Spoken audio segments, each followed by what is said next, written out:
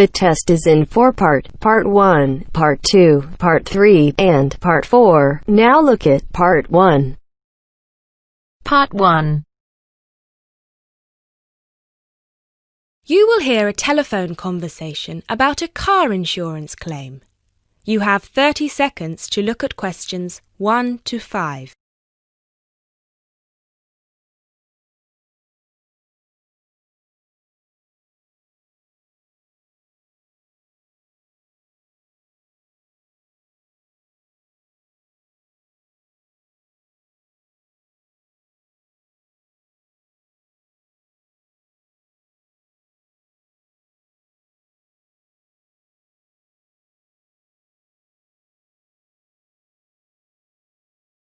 Good afternoon. Watto Insurance. This is Janet speaking. How may I help you? Yes, hello. I would like to make a claim on my car insurance, please.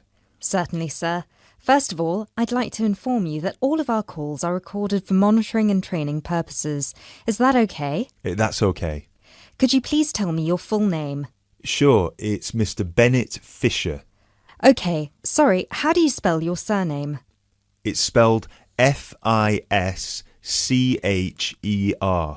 Great, thank you. I see that you have taken out a third-party fire and theft premium with us on a 2013 light blue Volkswagen Passat. Is that okay? Yes, well, almost. The colour is not light blue, it's light green.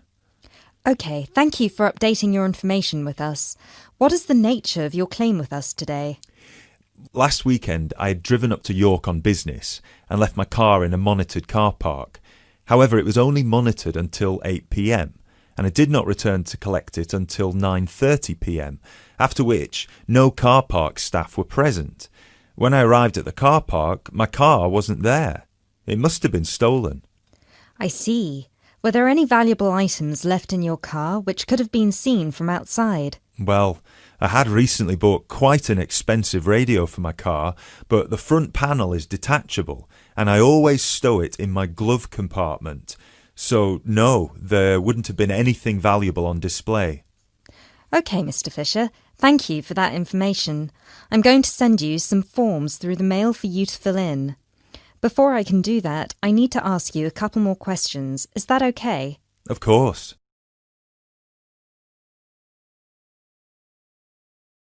You now have 30 seconds to look at questions 6 to 10.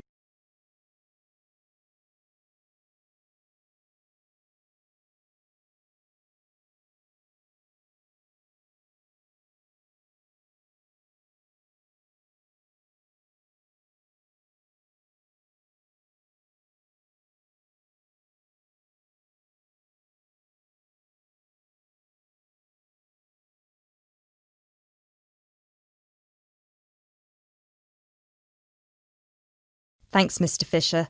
First of all, could you let me know your policy number, please? Of course. I have it right here. It's G34C245. G34C245. Thanks. And the type of claim? Shall we say stolen car? Yes, the car was definitely stolen. I reported it to the police immediately. I actually have the report number here if that's of any use. No, not right now. But keep hold of that as we will need to see a copy of the police report eventually. Which police station did you report the offence at? York Police Station. Was it your first time in York? No, but it was the first time I'd driven there. I usually take the train. Were you aware that the car park was only manned until 8 p.m? No, I was not aware of that. Were there any signs put up on the premises that informed car owners of the risks of leaving their cars after normal operating hours? Yes, but they said the car park was going to be guarded until 10 p.m, at which point the entrance is barred so no cars can come in or out. Was any reason given for that sudden change? The police informed me that the staff on duty that night had left on an urgent call. I believe it was something about a family member being admitted to hospital. Were there any personal items left in your car? Yes, first of all there was the car radio I mentioned before. Oh yes, of course. Anything else? Just some CDs and an old jacket. Right. Thank you, Mr. Fisher. I have everything I need for now and will send these forms out to you shortly. When you get them, please fill them out with as much information as you can, and where possible, include copies of any relevant documents to support your claim, such as police reports and registration details. Once you have returned that to us, we can then start to assess whether you will be eligible to receive compensation. Do you have any further questions for me today? No, that's all. Thanks for your help.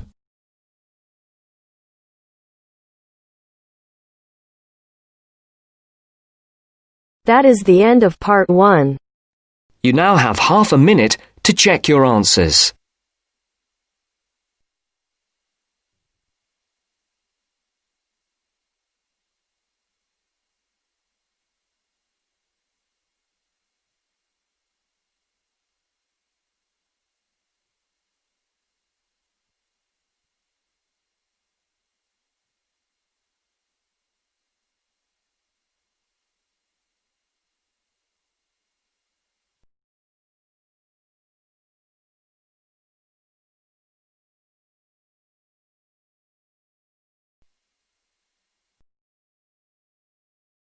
Now turns to part 2. Part 2. You will hear a talk about the history of a poetry award. You have 30 seconds to look at questions 11 to 15.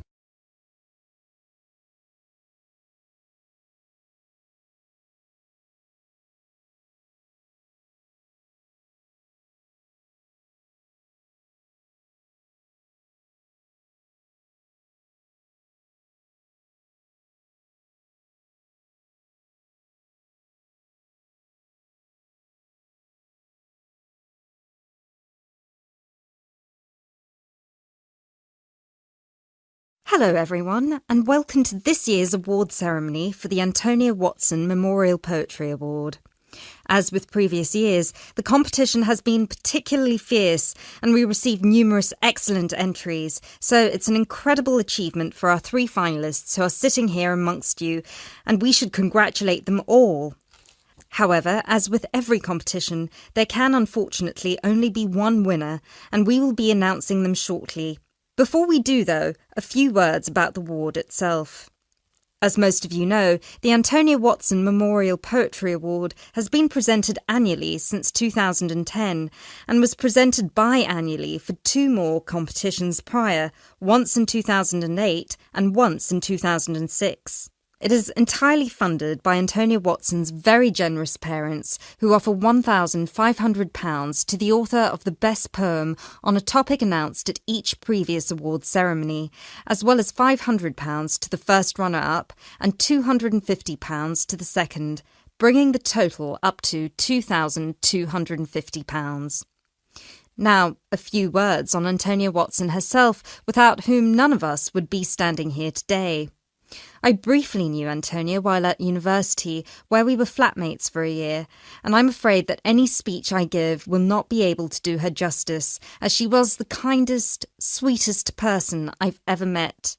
Thankfully, this part of my speech was written with the assistance of one of her siblings, Thomas Watson, who was not only her brother, but also her best friend. Antonia was born in Slayford, Lincolnshire, in December 1986. From a very young age, she displayed an inquisitive and creative nature, matched in volume only by the gentle kindness of her spirit. She wrote her first poem, named Love Barks, about the death of her dog at the age of 10. This was also her first poem to be published at her school's newspaper, just 2 months after another of her poems, Be Kind, won the 1996 Triad Children's Writing Competition and was published in the competition's anthology.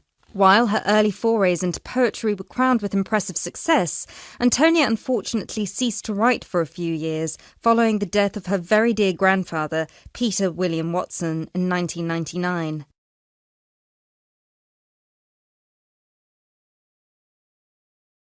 You now have 30 seconds to look at questions 16 to 20.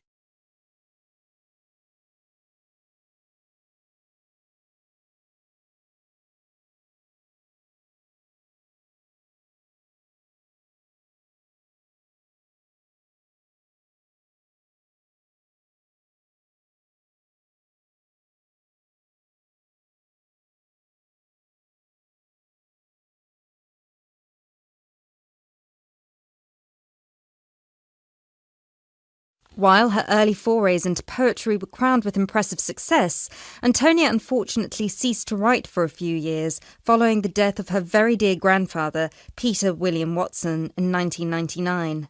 Despite her writer's block, however, her artistic nature didn't lie dormant during the next 4 years. She had an active role in various theatre plays, and she also ventured into painting. A few of the plays are available on the internet, and you can find several of her self-portraits on our website, and you can see for yourself how impressive they are. But poetry, of course, remained her passion even then, which is why in 2003 she resumed writing, and her next poem, The War on Both Sides, was published in her college's journal. At the age of 18, Antonia moved to Sheffield to study English literature at the University of Sheffield. This is where she and I met, spending a whole year in adjacent rooms in a flat in central Sheffield. This is also where I met her good-natured, generous parents, Mr. and Mrs. Watson, who came to visit her regularly and always treated me like a daughter as well. Antonia and I grew very close during that period, and while we ran in different circles, we always found time for each other every week. Antonia self-published one collection of poems in August 2005. It was named Burning Stars, after the poem on page 16, which is also the date of her birthday. It was an immediate success amongst her peers at the University of Sheffield, and it was so cherished by her English literature classmates specifically that it had attracted the attention of one of her lecturers, who put her in touch with a literary agent.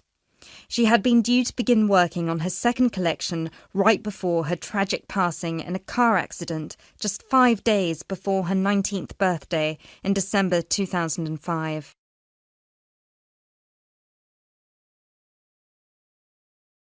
Antonia was always interested in societal shifts and how they affect humanity as well as the environment, and this award was designed to reflect her faith that regardless of what we do, we are all inherently good. With this in mind, all of the topics this competition has dealt with have been about the potential and the positive side of humanity, such as this year's Young Love theme or last year's Inner Power theme. We've had poems about personal strength, about immigration, about gender equality and peaceful protest.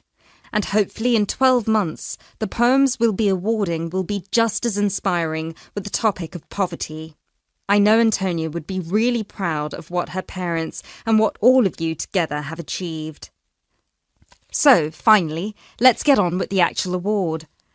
As I said before, it's been a fierce competition this year, and with more than 5,000 entries, it was quite the task for our 3 judges to cut them down to just 3. But our 3 finalists definitely deserve to be here, and without further ado, I would like to... That is the end of part 2. You now have half a minute to check your answers.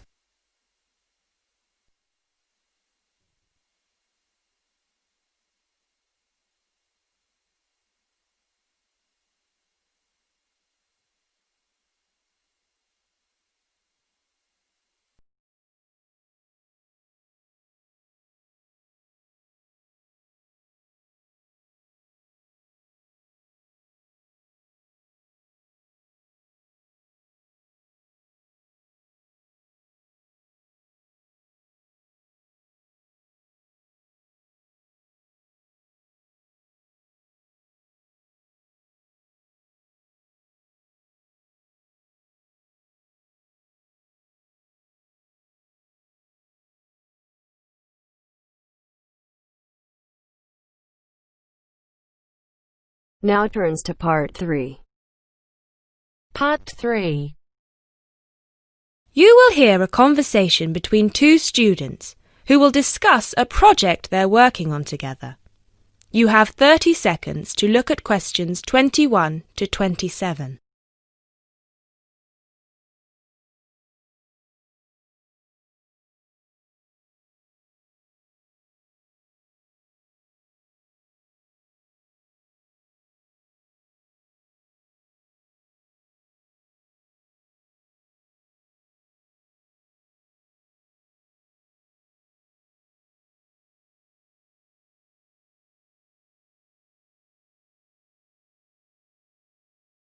Hey, Jess. Glad you could make it. We've got a lot to discuss. Hi, Matt. Yes, sorry I'm a bit late. I did bring all my notes with me. Yes, me too. Where shall we start? Well, I think it would be a good idea to clarify our objectives just one more time. Yes, good idea. Okay, here we are. We need to record, photograph, and identify the plant species in 10 1-square-meter plots. Does it say anything about where these plots should be and how they should be laid out? Ah, here it is. It says that all the plots need to be no more than 10 meters apart. And how do we choose them? Ah, this is the fun part. I remember this. Here we are. Make a 1-meter square frame using bamboo sticks available from the department stores. Yes, we've already done that. I know, I'm just reading the whole section. Okay. One person stands roughly in the middle of the chosen area and throws the frame. The other person uses a tape to mark out the square where the frame landed and returns frame to thrower. The thrower then turns a few degrees on the spot and throws again. The thrower must turn slightly after each throw and vary the force of the throw until after the 10th throw they are pointing in almost the same direction as the first.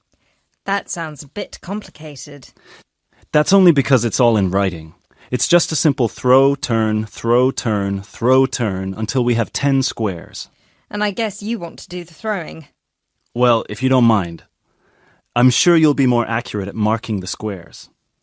Yes, I am sure I am, and I'm sure you've got a stronger throwing arm.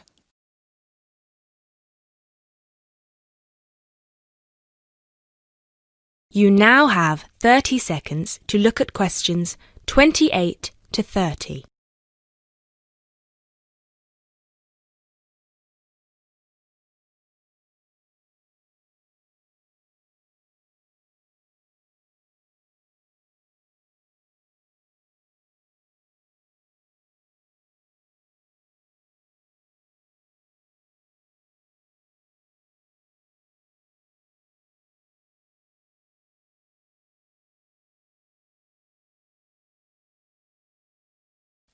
Okay, good. We've got that sorted. Now we need to decide where to go. Yes, I've been thinking about that and I've brought the map. Ah, well done. I forgot mine. Now, I've identified 3 possible locations, but they've all got some disadvantages. Okay, fire away. Well, the area around this lowland marsh could be interesting. There'll be a lot of interesting water plants here. Looks good, but what's the problem? Mainly that it's already a designated nature reserve, and I think there's already been a lot of research done here. Ah, I see. Well, I'd rather do something that's new and can be useful. I agree. That's why I identified this area further west. See, here, behind the beach. Oh, yes, I see. That area there, where it's flat, but quite high. Exactly. If you look a bit further inland, you'll see that there are hills which will protect that area from strong north winds. I see. Excellent. But what's the problem? Just that it may not be very interesting. We know that the geology there is not conducive to a wide variety of plants. I agree. So what's your last idea? Well, I think this one is a bit of a winner, although I did want to show you the other 2. Look up here, on the north coast. Where? See this bay? Well, I know that there's been quite a lot of studies done here, but a bit further to the east, behind this headland. No one has ever looked at that. Well, I certainly couldn't see any studies. That is interesting. And the plant life could be a bit different because of the shelter from the wind the headland provides. Exactly. Brilliant, Jessica. That's a great idea. We'll go there. Thanks. Now all we have to decide is when is a good time. Well...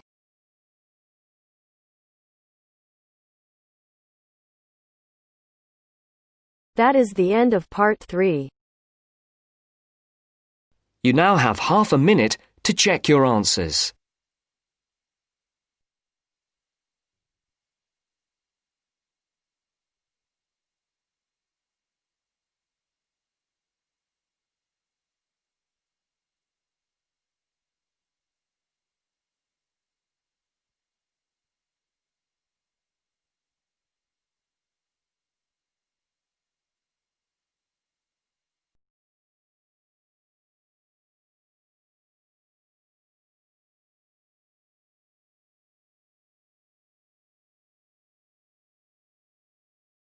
Now turns to Part 4.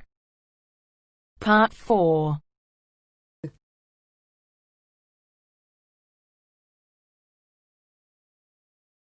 You'll hear a talk given by a foreign correspondent. First, you have some time to look at questions 31 to 40.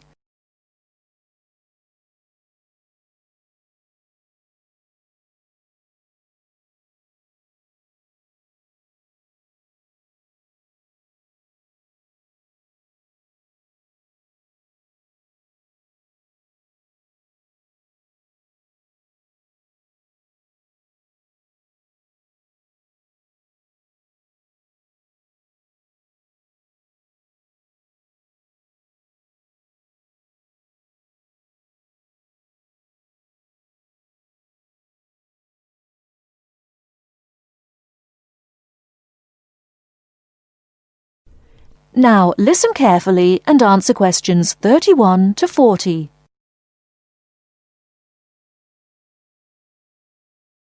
Good evening.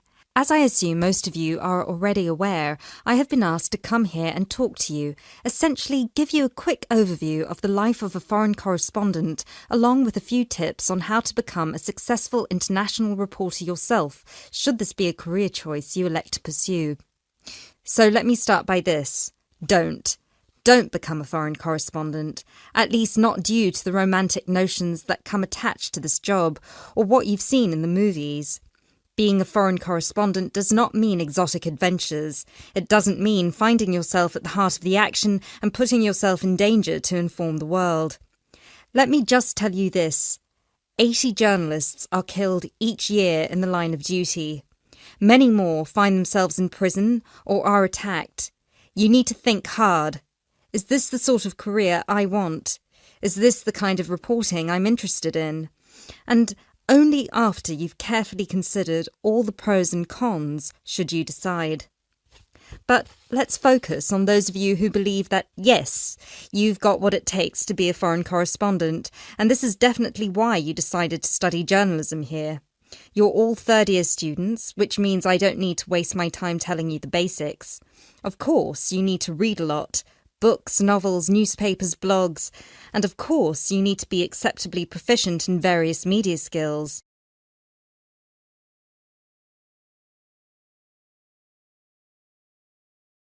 But what is it that's going to separate you from normal journalists and reporters? There are 4 things that'll make you different. The first thing is your experience of the world. You can't call yourself an international reporter unless you've been around and seen different places and different cultures. Seize every opportunity to visit other countries, meet people from around the world. It doesn't matter if it's business or leisure, just hop onto a plane and go everywhere. This will expand your horizons and sharpen your mind, something that, as a foreign correspondent, will help you understand better the culture of the country you'll be covering. And speaking of culture, this is a term you need to make sure you fully understand. What's culture? What makes a country's culture? Explore the culture of the country you're interested in. The music, the literature, the religion. Are there any cultural practices or conflicts you need to be aware of? Are there any tensions within the country? Why? The most important element of culture, of course, is the language. Do yourself a favour, whether you're planning to become a foreign correspondent or not. Learn a foreign language. So many of us are culpable for just sticking to just English, and while English is a very important language in the world, it would be foolish to think it's the only one. Pick a language whose sound you enjoy, a language you find interesting. Trust me, your future CV will thank you for it. And finally, history. Don't expect to be given a job as a foreign correspondent if you don't know anything about your target country's history. No piece of news is disconnected from the past. The whole world tells a story, and your coverage will suffer if you attempt to arrive in the middle with no reference to or understanding of what came before. The hows and whys always lurk in the past. Seek them. The world of international journalism is changing, like every other industry, due to the internet. The arrival of globalization brought with it a whole new set of rules, and you'll do well to comprehend what they mean for you. Unfortunately, gone are the days when a newspaper would hire you and deploy you to a country. Increasingly, newspapers around the world are beginning to favour freelance journalism, offering opportunities to local reporters with the necessary chutzpah and an understanding of the zeitgeist in their region. What this means for you is that you won't just have to start at the bottom. If you want to sustain yourself as an international reporter, you'll also have to pursue many different avenues at once. You'll need to persevere and push and build contacts everywhere. An old student of mine, a terrible student at university, but an incredibly intelligent woman, she came to find me at a conference that was recently held in Yemen, where I delivered a speech on the future of journalism. She was working for 3 different newspapers as a freelance foreign correspondent, one of them The Times, and she told me that the one piece of advice I gave her that stayed with her and helped her with her career was this: don't be afraid to fail. It will happen over and over again. It's how you deal with it that matters most. So keep this with you, this one piece of advice. Oh, and don't forget, your passports need to be kept current at all times. Thank you very much for listening.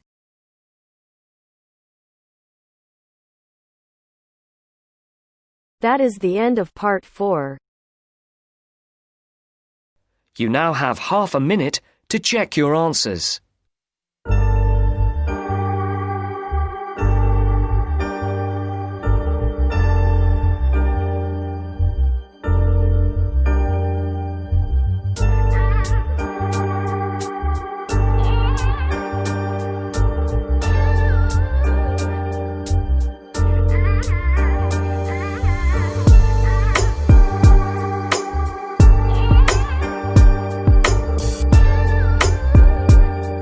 That is the end of the test. You now have 10 minutes to transfer your answers to your IELTS listening answer sheet.